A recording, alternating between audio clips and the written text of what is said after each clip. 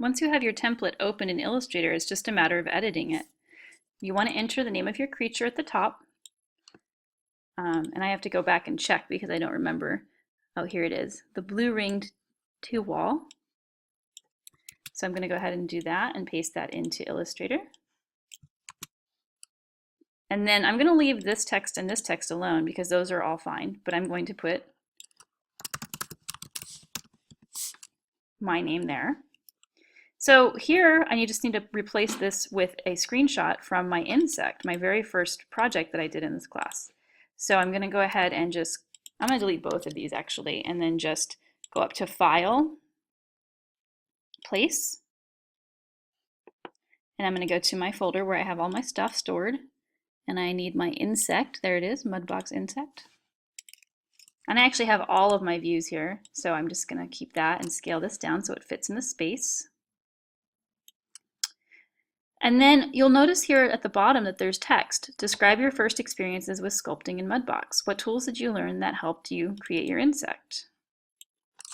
And you would write, my first experience in Mudbox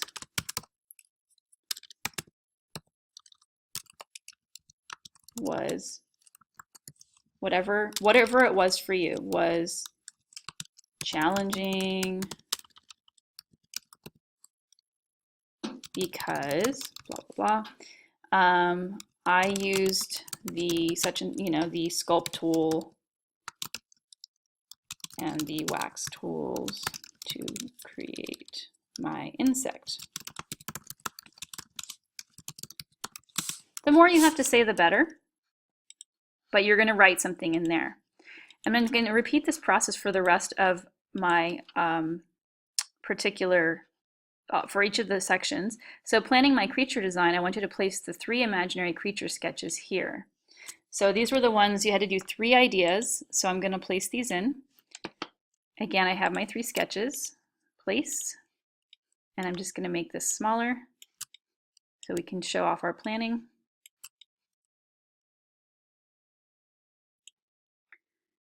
And then remember how we planned with adjectives. So what adjectives, animals, did you first associate yourself with? What was your initial idea for a creature design? Again, I'm going to replace that text. The adjectives I used to describe myself. You might need to go back to your work that you did on your visual journal. This is the 4 viewpoints of my creature. So I'm going to go here and do File, Place, and I've got my 4 viewpoints right here.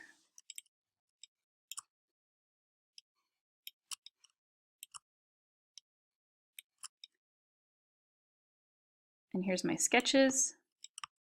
And then there's the drawings of it. Describe your final creature design. What animals are represented here? How is the process of drawing your creature from different viewpoints? A lot of you found that challenging.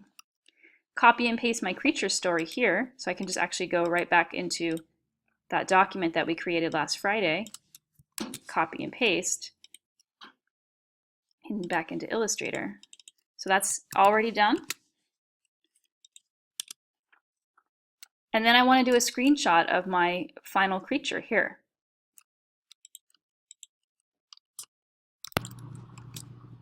Okay, so I took a screenshot. I turned off the grid. I like that so I can see it a little better. If you want to put more than one view, you can. And then finally, what was the most challenging part to sculpt? What difficulties did you have to overcome? How did you overcome them? What part of your creature sculpture are you most proud of and why? This last section, 3D print of your creature, you're going to just leave this blank. We're actually going to put the physical printed copy of your 3D creature attached to your poster. So we just leave that blank. And once you've completed all of this, you're done with your poster. The next video will show you how to turn it in.